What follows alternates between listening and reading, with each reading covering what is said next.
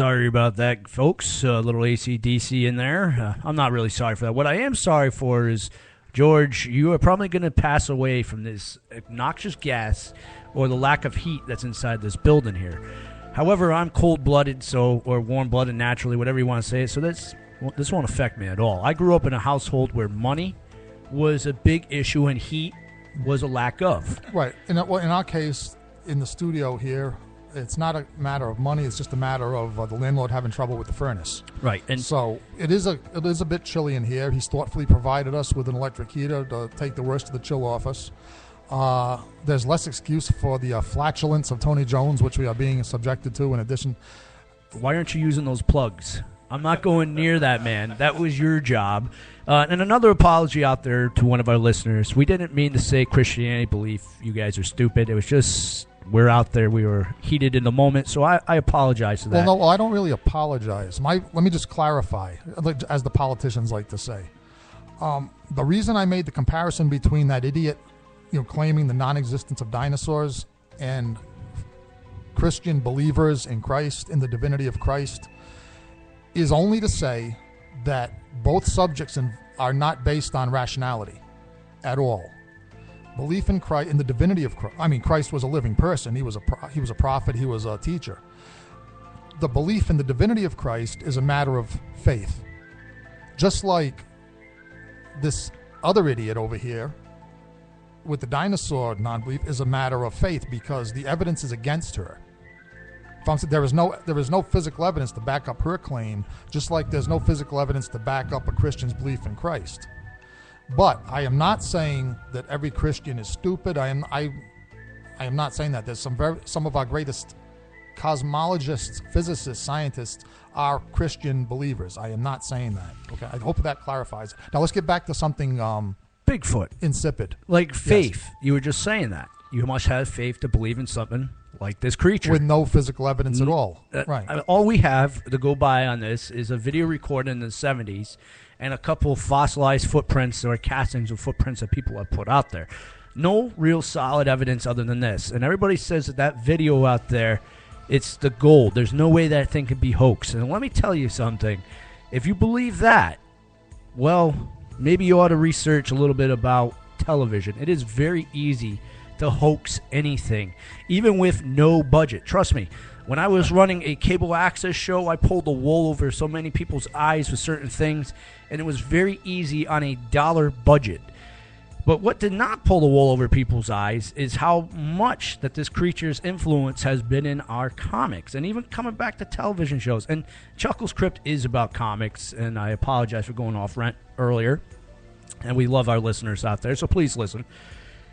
One of the big ones I look at, Marvel actually touches on Bigfoot more than DC, and I was looking at some of this, and there are a couple comics out there where the detective meets up with Bigfoot, and Superman and all that, but one big character that I'm looking at, a similar mode in this, is from the X-Men.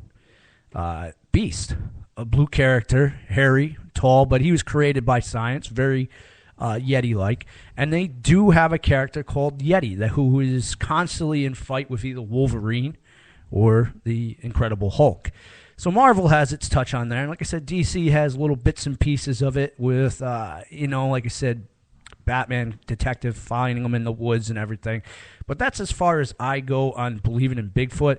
People, you can believe in whatever you want to. This is America. That's a beautiful thing about this. And this is freedom of speech. Rhode Island Free Radio is all about freedom of speech. You might not like what we have to say, but keep in mind, we're only entertaining you. So if you take offense to it, I apologize again. No offense was made by this. Now, wait. Now, this is twice that an evil clown has apologized for antagonizing his listeners. Well, you got to keep in mind, I only have 10 listeners. So if I antagonize them, I'm down to maybe 5. And I'm fighting for as much as I can for flipping ratings over here. So okay, so what you're saying is that this is pure self-interest. Yes, you're damn right. All right, that's different than apologize away. I want my listeners to come back. And besides, some of these guys are members of my show. I want them to come back. They're great actors and whatnot. that's as far as I know as far as Bigfoot's in the comics. And he's made group entertainment inside of video games, too. If any of the listeners out there know some more stuff about Bigfoot's in the comics, post it up there.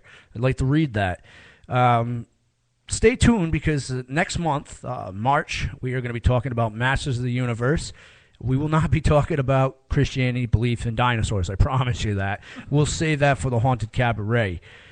And a lot of you are thinking right out here that going back to the Masters of the Universe, I am having a midlife crisis, and I might be. But tune back in if you've missed this on Rhode Island Free Broadcast, Rhode Tune back in and click on the pod, replay it. Stay tuned because I'm going to be on the Haunted Cabaret next. And also, like I said, keep listening. We're going to go down next month. The month of March is going to be Masters of the Universe. Let's go down to Faith No More here on Chuckles Crypt, Rhode Island Free Radio, Midlife Crisis.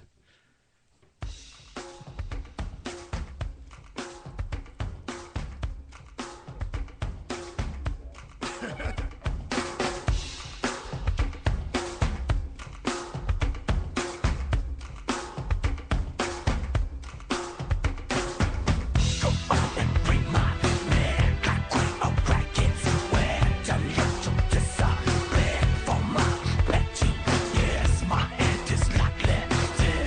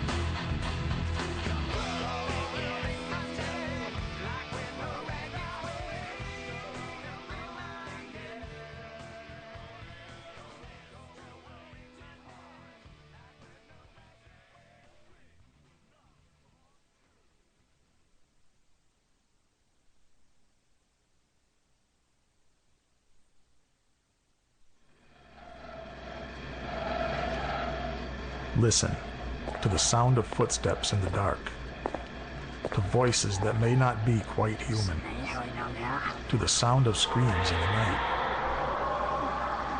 to the haunted cabaret, the home of all things horror, on Rhode IslandFreeRadio.org, with your host, George Garner.